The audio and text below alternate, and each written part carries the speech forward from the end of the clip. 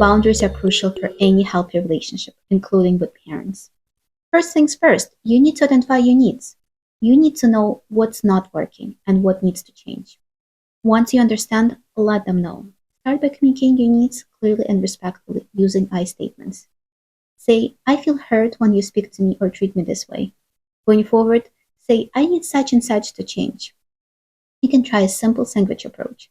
Start with a positive statement, then communicate your need, and finish with a positive. Start with small boundaries first before bigger ones. Be patient, as it may take time. Focus on what you can control, which is your reactions and decisions, but know that you cannot control their reactions. Self-regulation is crucial. Setting loving but firm boundaries honors both you and the relationship. Open and respectful communication is important, especially with parents. Start small, focus on yourself, practice consistency, and seek outside support if needed. Boundaries take work but allows you to maintain fair and balanced relationships.